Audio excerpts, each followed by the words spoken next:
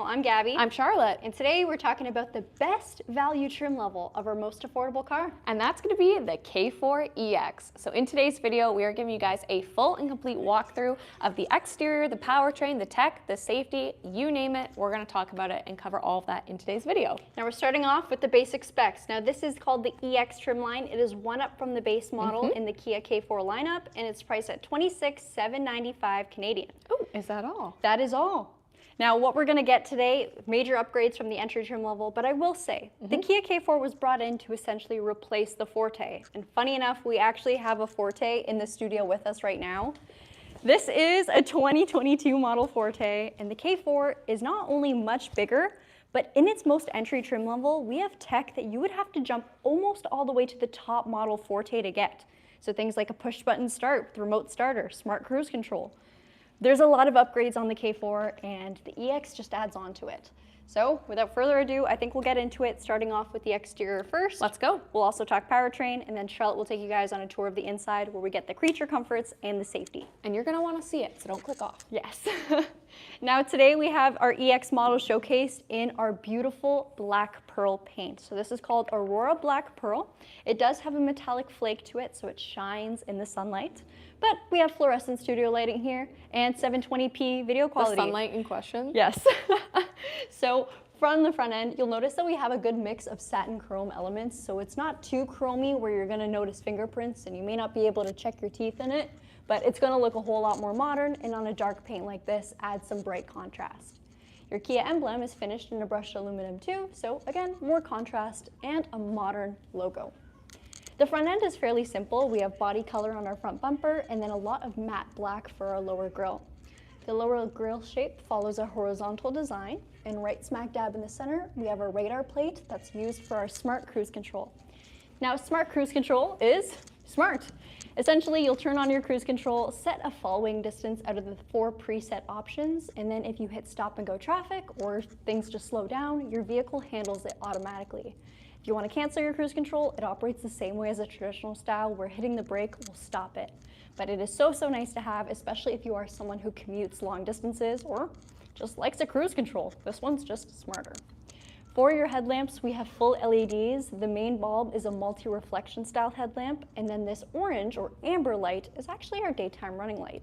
So that'll be on at all times, and it'll also be your flashers for your indicators. One thing I want to mention about our headlamps, we do have intelligent high beam assist. So if you frequently travel on dark roads, such as 5 p.m. here in Canada during daylight savings time, having your high beams on, the vehicle will have it set to auto if you do turn it in the auto function. When it senses another vehicle approaching, it'll shut them off temporarily and turn them right back on once the vehicle is passed or if there's dark enough light around you. If you have sufficient light, let's say you're driving from the country into the city, it'll also shut off your high beams too. So it's not just based off picking up other cars, it's about the area that you're in. That's about it for the front end in terms of styling. Next, we'll talk powertrain.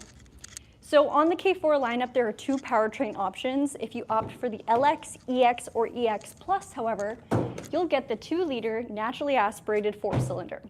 This uses multi-point injection as its fuel delivery system. So that's very good in reducing carbon buildup. So as far as longevity goes, our multi-point injections have been fantastic. For fuel consumption, they're also extremely efficient. So although this vehicle is quite honestly much larger than the outgoing Forte, our efficiency still remains just about the same. You have 147 horsepower with 132 pound-feet of torque, and if you opt for the EX model with the larger alloys, you will get 7.3 liters per 100 kilometers combined. So that's both our highway and city fuel economy ratings mixed together combined. I gotta say, it's very impressive. I personally owned a Forte with the exact same powertrain, and that car was so good on gas. So good on gas. Now for our wheels, here's the major styling upgrade that you get on the EX. The model below, LX, features steel wheels. Now, steel wheels aren't exactly the most fashionable. This is a larger in diameter alloy. It's 17 inches. Beautiful machine finished design with gloss black spokes, and then a little bit of that machine finished on the outer portion to give it some contrast, just like what we see on the front end. Our tire size is 225/45 17s, R17s, and it's an all-season Kumo Solus tire. The K4 is only available in a front-wheel drive drivetrain configuration, and let me tell you, that is not a bad thing. I've spent plenty of winters driving long distances in a front-wheel drive sedan, and all that matters is your tires. Better get winter tires if you live in snowy or cold conditions. Surrounding your wheel arches, we have a little bit of black plastic cladding. Emphasis on a little bit. I know a lot of modern cars love to stick on giant wheel arches that look, crazy. This is just smooth and sleek, giving the K4 a classic sedan look. Now, classic kind of ends there. Once we get to the back, you'll notice this vehicle is definitely funky in its design, so I'm happy it's not boring. Mirrors will integrate a little bit of body color on the top half. Then we'll have a turn signal indicator that starts on the EX trim line, and a little bit of black plastic cladding.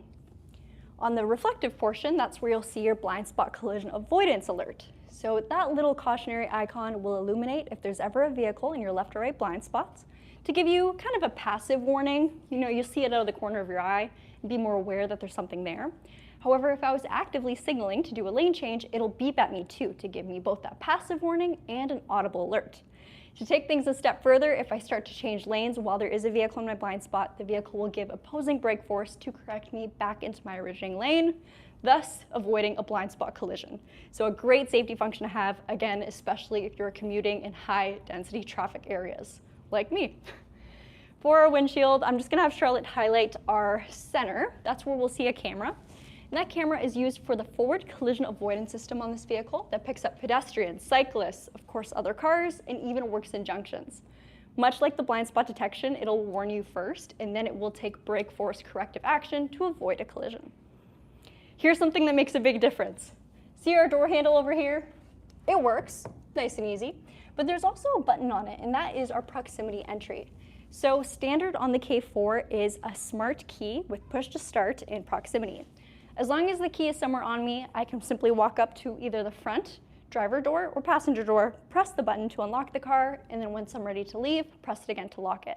So you never have to dig for your keys. If you're like me and you throw it into your purse or hide it in one of your pockets and you're wearing multiple layers, it's nice and easy. I'll highlight the door handles just since we're talking about door handles right now. For our rear door, it's actually mounted in the pillar itself, which is cool in terms of design and styling. We also have a very long rear door. It is very, very long. It takes a little bit of getting used to, but the purpose of this gives it a little bit of a fastback-like style rear end. So it's funky. This is where it gets a little bit more fun than the traditional cars in the compact segment. This vehicle is not boring. In my opinion, it's a little bit more exciting than the Hyundai Elantra. Maybe a lot more exciting. Hyundai, don't hate me for saying that. But it is a very impressive vehicle. On the back end, we have a mix of combination for our tail lamps. So there's both LEDs and regular bulbs. Very modern and sharp style design. They end at about the, third mark. This is 1/3, this is 2/3. That's the Good job. That's the third. I wasn't good at math. I failed fractions. Anyway, in the center, we have our rear view camera and then a liftgate release. So this is so handy in the compact segment. Give that a push. And as long as the car's unlocked or you have the key on you, it'll open up the liftgate or your trunk. Why is this important? Well, a lot of vehicles in this segment do not have a release there, or they'll only have it in higher trim lines. Boo. I know. So if you want to open your trunk, let's say maybe you're sitting in the driver's area and your key's in the ignition, the key has the release. That kind of sucks. You got to reach all the way by your foot and crank it open there. This is just a little bit more convenient. As far as trunk space goes, we have 413 liters of cargo space. Your rear seats also fold down completely flat, so if you need extra room and you're not carrying passengers in the back, you can drop them down. That's what these pull tabs do. There's a 60-40 split, with the 60 portion being on the right and the 40 on the left. Underneath the floorboard, we have a temporary spare tire, also called the donut, and there's a good amount of space surrounding it too, so if you want to have a first aid kit or an emergency kit in your car, you can have that under the floorboard without it taking up any of your typical cargo space. Cargo space? No, cargo road. Thank you. I'll quickly point out the badging and the exhaust. So on the driver's side, we have our K4 emblem, and then towards the right, underneath, you'll notice we have our single-sided, downward-facing exhaust. Gotta look hard for it. There it is. It's not too noticeable. Our rear bumper is pretty simple in its styling. There's a little bit of that satin chrome along our bottom. And then here, we have our reverse light. We also have LED lights for our license plate lights. A lot of people don't think about the lighting material over there because they don't drive behind themselves, so they never notice it. But it's weird seeing a very modern car with bright LED lamps and then just warm amber or orangey glows for the license plates. So I like how it's cohesive. All right, that's just my take. For our driver's side, that's where we're gonna have our fuel door. It's unlocked or opened by a little pedal by the driver's area, so it's not a push style. And it is a 47-liter tank, so fairly cheap to fill up, and it's just regular unleaded fuel. So 87 grade is just fine. And again, our fuel consumption is about 7.3 liters per 100 kilometers. You do get drive mode select on this specific trim line where you can choose between normal or sport mode. Sport mode can tend to consume a little bit more fuel simply because the way the car runs, it's gonna hold its gear a little bit longer, put you higher in your RPMs to give you a bit more out of the power band. But again, with all cars, fuel consumption really comes down to how you drive and where you're driving, highway or city. All right, I'm gonna switch to Charlotte. She's gonna take you guys on a tour of the inside. Awesome. All right, so Gabby did a fantastic job on the outside, and if you guys think that she did, please like this video. And if you think that she didn't, please like this video. Performance review. Woohoo! And then we're gonna take a look on the inside. So first things first, I'll have Gabby give an overview of the cabin while everything is turned off. And then of course, we're gonna put the vehicle into accessory mode and go a little bit more in depth for you guys. But that gives you a good look at the seats. You can see that they are a manual configuration. They are cloth seats as well, but these ones are going to be heated. So perfect for Canadian winters. Now, I will say the EX, in addition to some of the nicer tech upgrades that this cabin gives, you also get a couple nicer finishes. Just the fact that we have like the satin chrome on the door handles, I think it makes it feel a little bit nicer. And beside there, you're also gonna see one of my favorite features that this trim includes, and that is our heated steering wheel. So leather wrapped and heated steering wheel, heated seats, and for the passenger are gonna be mounted on the doors. Also, in terms of speakerage, we go up from 4 speakers to 6 speakers in this trim. So a little bit more of a nice sound quality for you, or sound amount, I'll say. Mirrors are electronically controlled. We have one obstacle detecting express window for your driver, regular automatic for everyone else in the vehicle. I already spoke a little bit about the seats, but you can increase the height. You can adjust the leg room, and, oh, wrong one. And of course, the recline. Where'd she go? I'm back. There's just so much room in the K4. It's just so spacious with its class-leading legroom, especially in the second row. And then down by my feet, you can see that here is going to be the release for the fuel door, but then also the hatch. So you have another release here. Up here, brightness adjuster for your instrument cluster, electronic parking brake, and also your traction control. I'm going to quickly put the vehicle into accessory mode. Steering wheel, like I said, it is leather wrapped. Flat on the top, flat on the bottom, and you have a decent amount here. On this side, it's going to be your driving controls, so you can turn on that smart cruise control, adjust your lane keep, your lane follow, and then on this side, your media controls with virtual assistant, calling, media modes, and also a favorites button. But not just that, you also have your drive modes, so you can really do it on the fly, cycle between that normal and sport mode, which Gabby talked about. While we're focused on the screen, you can see a 4.2-inch screen here, and utilizing the notes icon also on the steering wheel, you can see different things, just that one right there. You can see how it changes to show your safety info, your TPMS, and then also how the vehicle responds to you as a driver with different specs that you can play around with. And I definitely encourage that. From there, digital speedometer and tachometer as well. And those are always displayed, right? Those are always displayed like that. Yeah, they look pretty good. Do you want to come around? Yes. Now I realize I didn't talk about the transmission. The 2-liter engine configuration will always come equipped with our IVT, which stands for Intelligent Variable Transmission. Similar to a CVT in operation in the sense that it always finds a perfect gear ratio for you, so you have an efficient drive. But it also has simulated gear shifts, so it feels more realistic. It doesn't feel like your car is constantly waiting to shift gears. It is a very responsive transmission. Yes, for sure. This is actually, Gabby and I have done a couple videos driving this vehicle specifically, and we've really enjoyed it. So take a look at that of us in Texas last year. One of the things I really appreciate about this vehicle is the fact that the seats are matched for driver and passenger.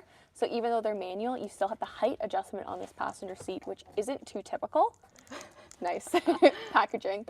You can also get a better look at what they look like. If you want to sound a little bit more pretentious, I would say that this is a heather charcoal color. And it looks really good. I like the design of the insert. It just makes it a little bit, just changes it up so it's a little bit less boring than what you see in some other, more introductory level trims. Cool. All right, let's talk about multimedia. Multimedia screen. Guys, this is huge. This is why I love the K4. Look at this screen. It looks fantastic, 12.3 inches, and it's already set up on wireless CarPlay. You can see my audiobook right there. So wireless CarPlay, one of my favorite features that we have. Again, this is standard, but again, just using it with all of the other tech upgrades that we get in this trim, I think it really just ups the ante. Here's what this screen looks like when you're not utilizing CarPlay. You still have your media output here, phone projection, and then from here you can also go and access all of your settings. So if you want to adjust those safety features, which Gabby mentioned, you can do so right through here. The nice thing is they all give little blurbs about what it is that you're playing around with, so you don't feel like you're adjusting things blindly. And if you still feel like that, that's what this channel is for. So if you haven't subscribed, please do so. It's free. Who doesn't love free things? Down here, I love the fact that we have real buttons and a roller dial. So all of these, of course, are going to do as they say, with maps bringing you into your phone's maps when paired. I'm not going to press it because I'm pretty sure my home address will pop up though. Do you want me to cover it? No, it's okay. Okay. Media, a favorites button, and then also quick jumping you into setup. So they all do what they say, very easy. Vents and hazards, and then down below, you still have your toggles or controls for your climate control. Again, front and rear defrost, changing up the fan direction, which I really like that they're all different buttons instead of just being one that you have to press multiple times. Air conditioning, recirculated air, and adjusting the temperature. Down below, you do have the inclusion of a wireless phone charger on this trim. My phone is actually on it right now, and there it is. So I love that you get that with the wireless CarPlay. And for those of you who do like wires or faster charging, admittedly, you do have dual USB-Cs, and then you also have a 12-volt. I love wires. Push to start, as Gabby mentioned, and this vehicle also comes equipped with Kia Connect. So it's going to be your telematics system, so you can set it up with your phone to precondition the cabin, turn on your heated seats, your heated steering wheel. Who doesn't love that? But then also use things like location services, remote lock or unlock the vehicle too. Regular gear shift, which is great. Your rear view camera, which will come up as the vehicle is put into reverse. You have a couple different viewpoints, a top down, but then also a wide angle and auto hold. When auto hold is enabled, you will see it here on your screen, and it will be green when it's actually working. So right now it's just on, but it's not currently doing its job. When you bring the vehicle to a full and complete stop, you can actually take your foot off of the brake. It'll hold you there, then put your foot back on the gas. You're going to get going right again. Really nice for help alleviating driver fatigue on those long haul drives. Cup holders are fairly deep, which I really like. They're also adjustable. There you go. Then here's a look at your key fob. So it's slim profile, panic button, tailgate release, lock and unlock, and then also you have fob integrated remote start, which is great because even if you choose not to do Kia Connect after your 3-year free trial period, you still have remote start that you can do from the fob. And that is priceless. And that is priceless. And she said what she said. Center console, decent amount of covered storage space. I like that. Nothing too crazy going on. And then up top, controls for roadside assistance, again, all in conjunction with Kia Connect. And you have your lights, which are also LED interior lights. So all LEDs on this car. That's fancy. Yeah, pretty fancy, nice. All right, back seats. Second row. I'm gonna quickly make a correction. Someone asked if any of the trim levels come with the option for a nicer finish for the wheel arch. Adam said that the higher lines have metallic cladding. It is not metallic, it will be gloss black, and those will be on the GT Line Turbo and the GT Line Turbo Limited. So not metallic, but instead it would be a high gloss black finish. Everything from the EX Plus and below will, however, be this matte black plastic finish. So correction for the chat.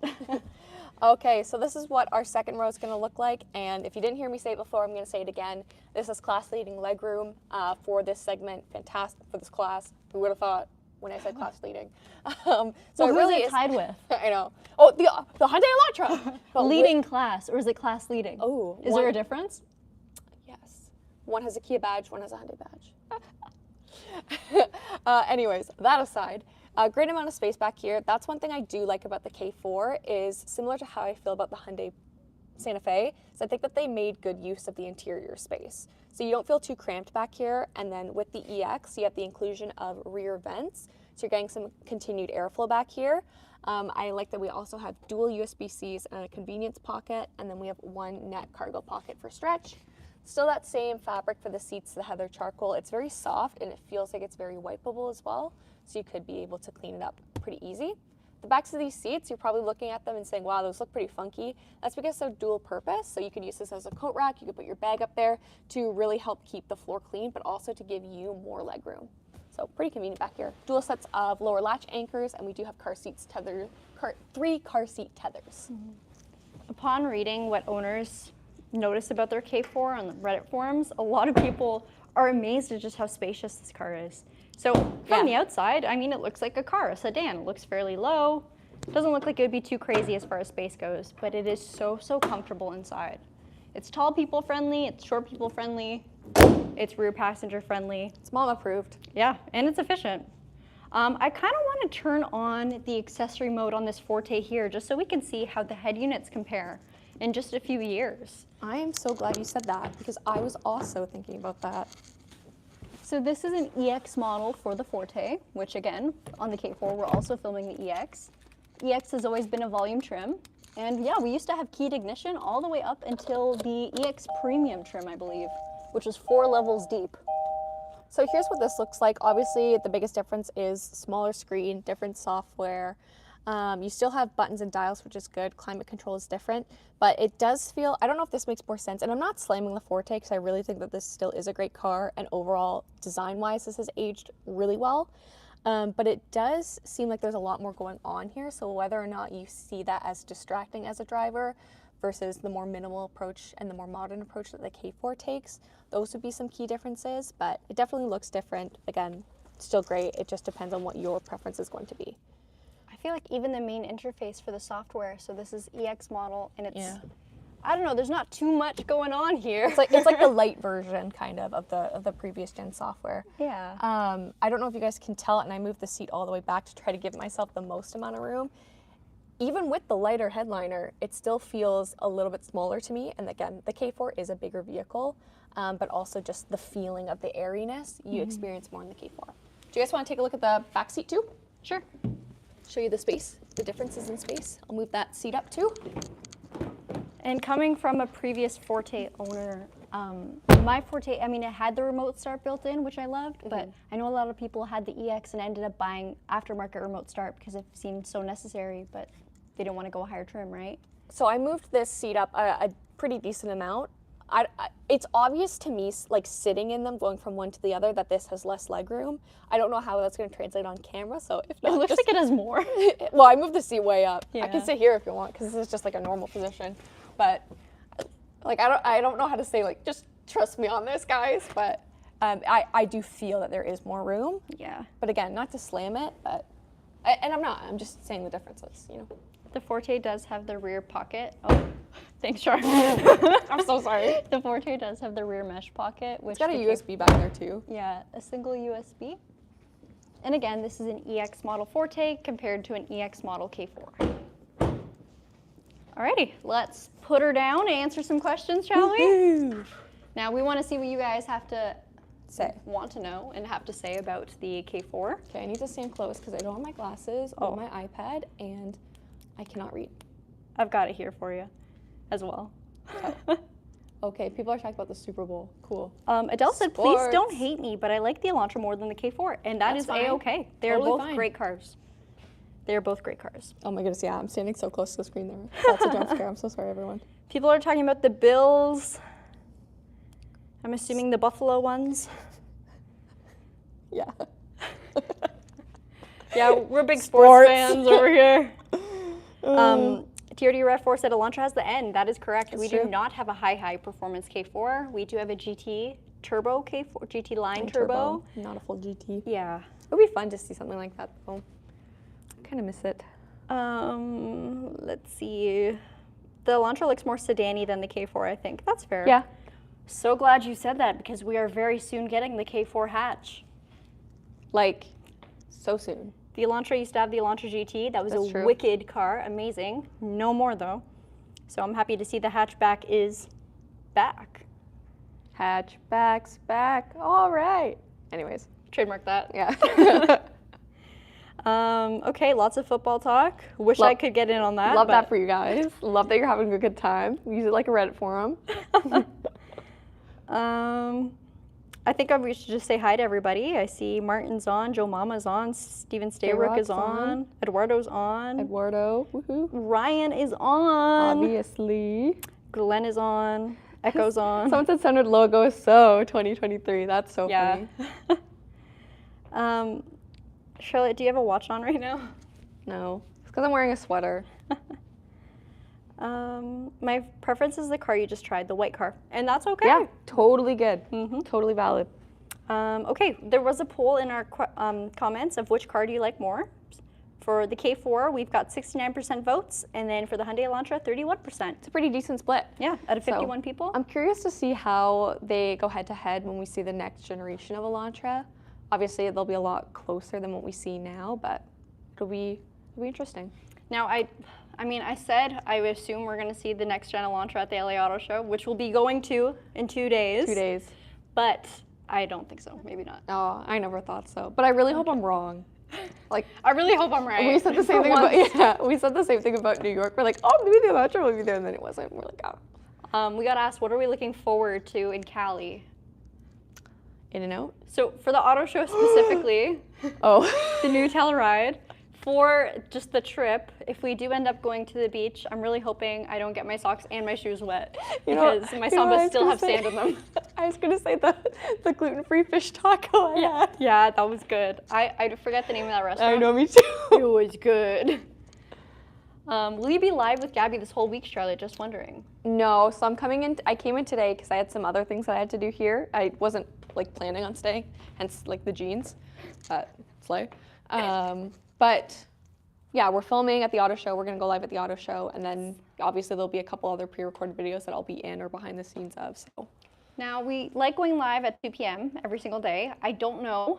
I mean, we can try to do a 2 p.m. live stream, but I don't know where we'll be at the auto show. Or what type of 2 p.m. Like if it'll be Eastern Standard Time 2 p.m. or I don't know what the time LA zone 2 is. p.m. LA 2 p.m. Which is 3 hours behind. Yeah.